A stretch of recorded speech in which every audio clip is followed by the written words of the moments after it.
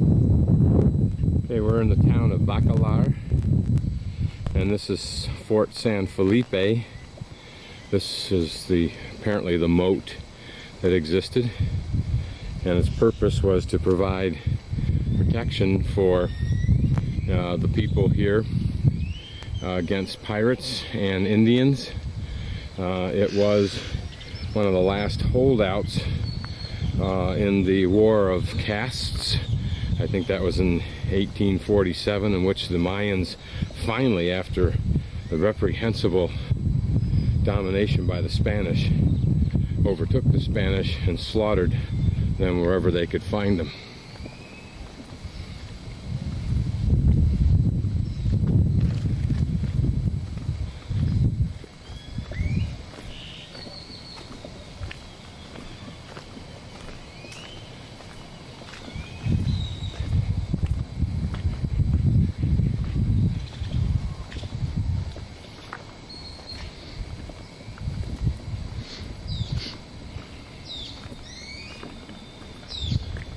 Now, of course, the moats have been turned into lovely gardens.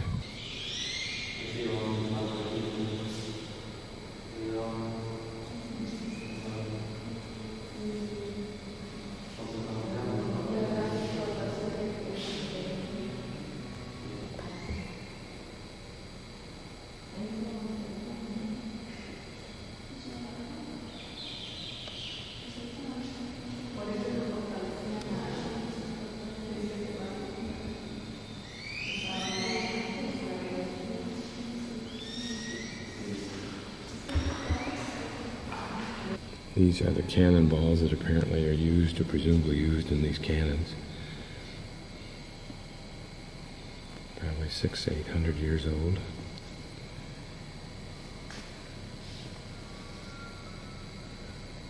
Correction, probably about 300 or 400 years old.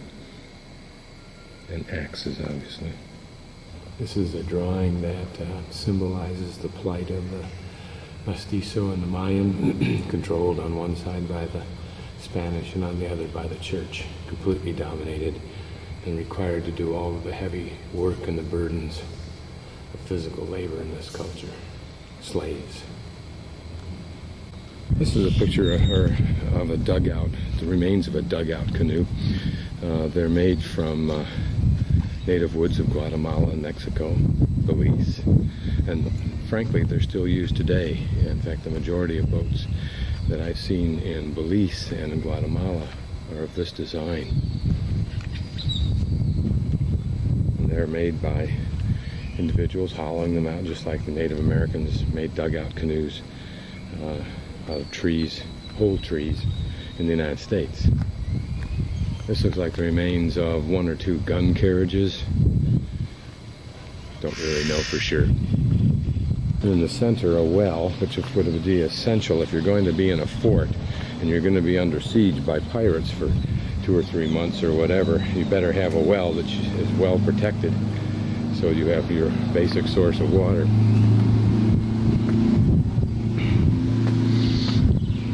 There's a gun still in place.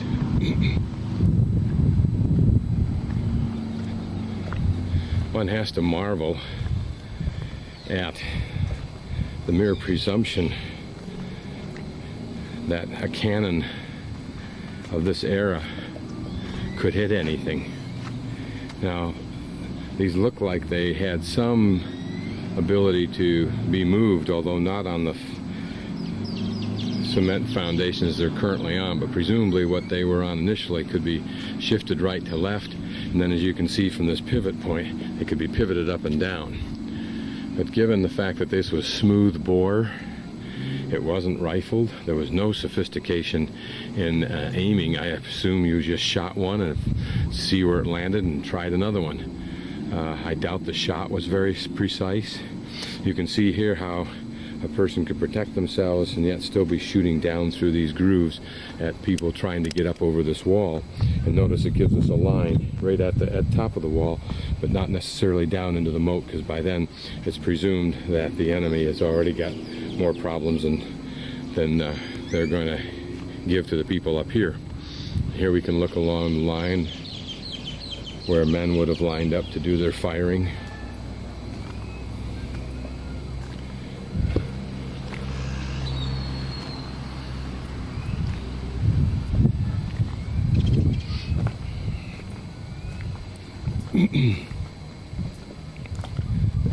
Excuse me.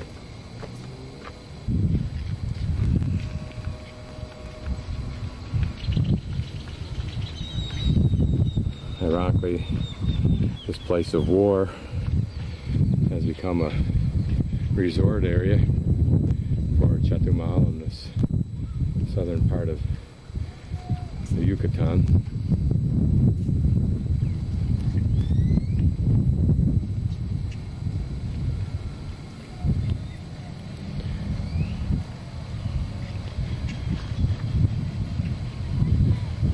From this position, you could expect to defend yourself in this fort from both the sea, the ships and their cannons, as well as the foot soldiers who could attack from every direction.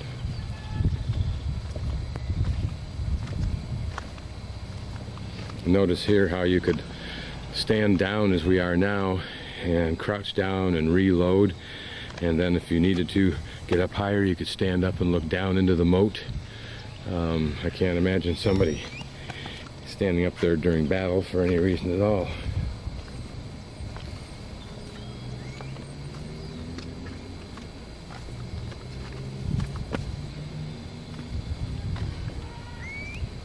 And ahead of us is the Central Park area, and another park area here in front of us in Bacalar that presumably was created by a family here. At least it has the name of the family and suggests that they're the ones who sponsored this.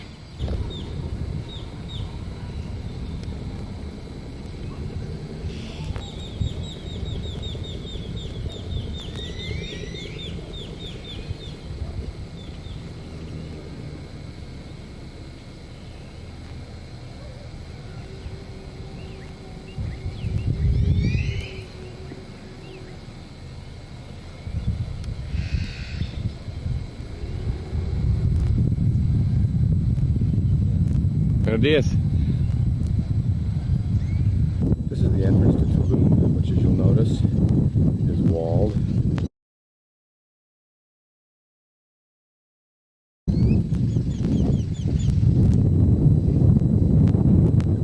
Large walled city, which reflects the tumultuousness of the politics in this area at the time. This is a Toltec rather than pure Mayan ruins, and is considered of pretty low quality, and ironically is considered to be a rather insignificant site for all of the tourist attention that it gets. Mishner writes about it through one of his characters as a supreme example of something that should not have respect among the Mayan community, or the archaeological community of, I shouldn't say that, among those who are interested in seeing quality ruins. Stella 3 meters high was found there. That house was a center for. Notice the pillars here, and also notice you can still see the stucco on the faces that are inside the wall face. This is called the Temple of the Frescoes, principally because of the 3 frescoes that still remain. Presumably those are stucco. You can see some remaining work at the corners. This is structure number 25, or the Great Palace. Pretty much deteriorated, unrestored.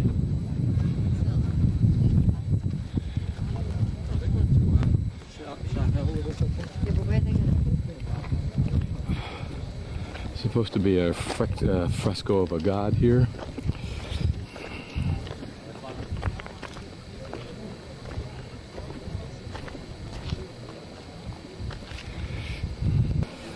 And obviously, compared to the other residential areas we've seen, this is relatively small.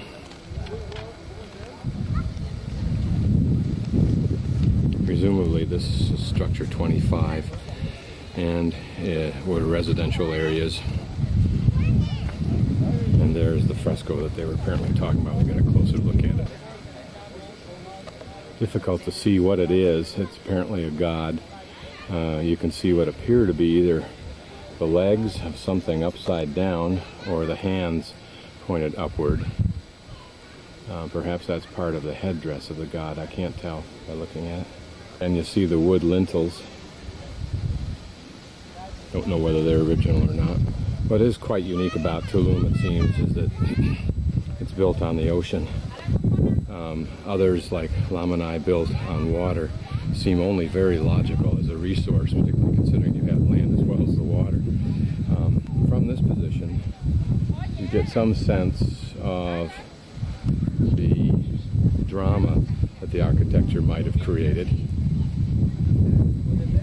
And that drama, at least in my viewpoint, is significantly less than what we've seen, of course, at Tikal, and Lamanai, and Lich, principally because the buildings are small.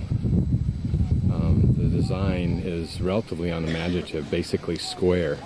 What it reminds me of is the distinction between the Victorian era wood oak furniture and the mission oak furniture from 1905 to about 1920.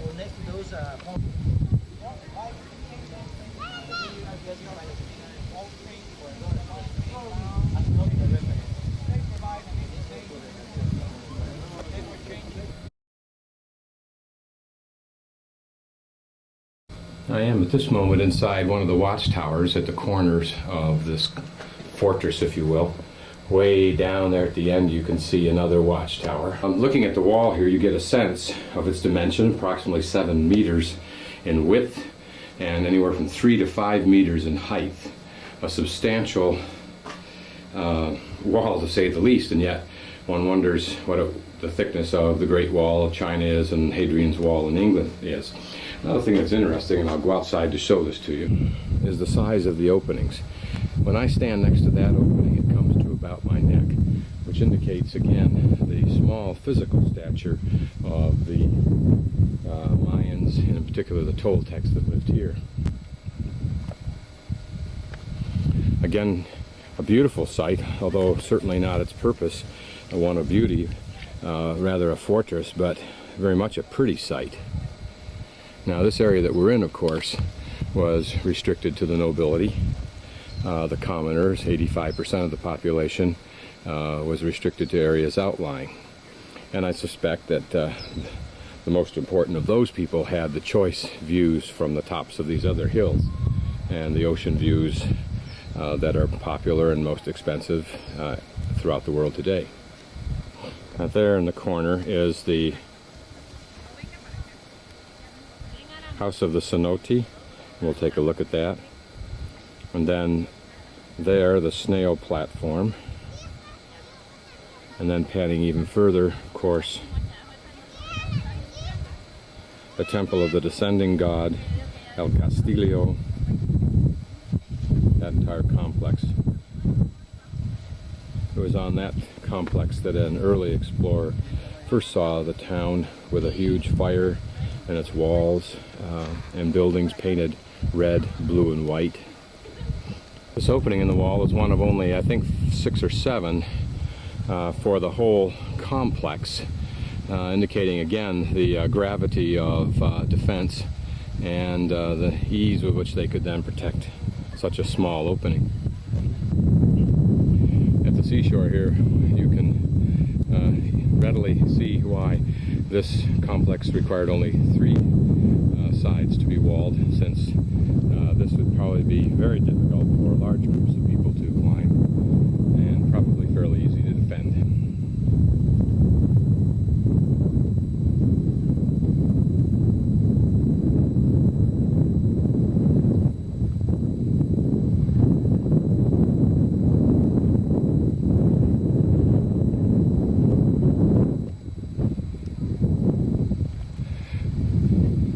This complex was built between 600 and 900 AD, again, obviously representing the late period of the Mayans. It was actually settled, it's believed, between 900 and 1200 AD, with the walls dating from 1200 to 1450. You can see how, without studying these things immediately before I start shooting, all of these dates and so forth get lost in my mind. Although I'm starting to get a little bit of a sense of what the three main periods of the Mayan development were, but that's as far as it goes. Notice how that building's architecture is sloping. Perhaps that's an indication of a lack of technology or care for the quality of the base.